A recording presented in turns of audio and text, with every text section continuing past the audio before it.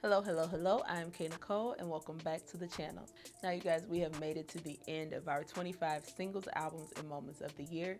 So one last time, let's run it back on 2022.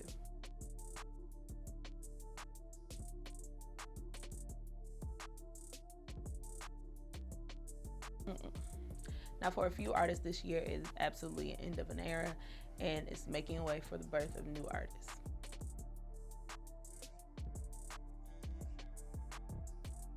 Now, my absolute favorite song this year came from Burna Boy with Last Last. The song was organically everywhere. It wasn't like some over-exaggerated TikTok push. The song was just a hit.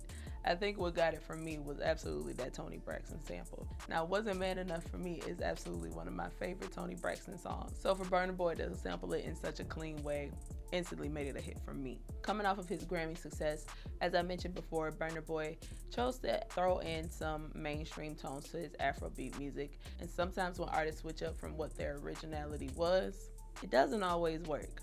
But I'm glad that Burna Boy was seeing success, and Last Last in his album Love Damani was able to push him to a new stratosphere.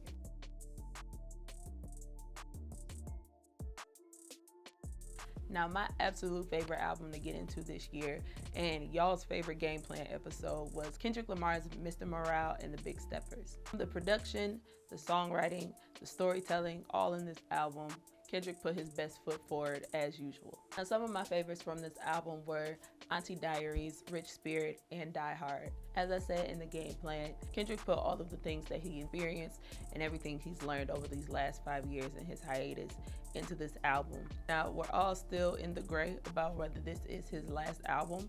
It is his last project on TDE, but whether or not it's his last album in general, still don't know. I'm hoping not, of course. But if Kendrick is in a space where he now wants to transition and do more in the community or more for other artists, of course I'm gonna welcome that with open arms.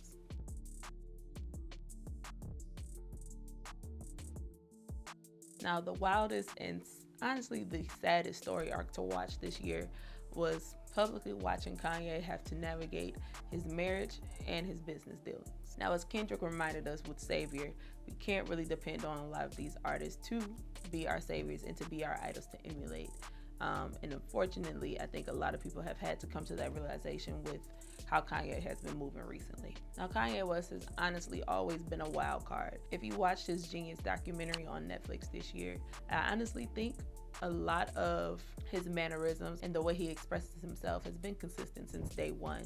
But I think now with the changes in his personal life, his desire to enter and dominate in different spaces such as fashion, and him being met with so many challenges, it seems like it's all just too much for Kanye to take. I want to give Kanye grace, but the outbursts have been too prevalent to ignore.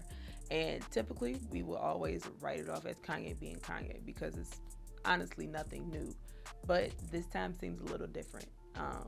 Can't discuss Kanye without discussing mental health. He was diagnosed with bipolar disorder, and he literally tells us all the time when he is off his meds. Earlier this year, people were writing off his outbursts as a strategic plan to get out of all of his deals, but I think he took it a little too far for him to handle. Plus the breakdown in his marriage, I honestly think Kanye is drowning, and I don't think he has anybody around him other than Yes Man to actually reel him in and get him real help. So instead of saying that we miss the old Kanye, because Kanye has always been Kanye, I think we all should just be prioritizing getting Kanye healthy. Forget the Yeezys, forget the music. Let's make sure Kanye is okay. Alrighty, y'all, that is a wrap on this episode, and we have made it to the end of our 25 singles, albums, and moments of the year. Drop down in the comments below. Let me know what your top album was this year and what some of your favorite moments of this year. Also, drop down in the comments below. Let's figure out some ways to help our brother Kanye. You already know what to do here on YouTube. Be sure to comment, like, and subscribe. Also hit that notification bell so you never miss a drop. And I will catch y'all in 2023. Bye. I just want great music from Megan. But I was more so disappointed about how she acted this year. She just ain't no closer to like an actual artist to me. The way they rolled this album out really did Ari a disservice. Between Omarion's antics, watermelon, nigga, this is like real R&B. That lick video was like the cheap dance hall version of WAP. And yes, y'all, I am still waiting on Normani's debut album. I think people want to recreate this whole Beyonce, Jay-Z power couple dynamic, but that just ain't for everybody. Like, really, where were the niggas at this year? Hood dude videos where all they dudes be in the back and they beaters and they be smoking weed. Let's make sure Kanye is okay. And let's actually have this conversation. Can Sierra actually make a comeback?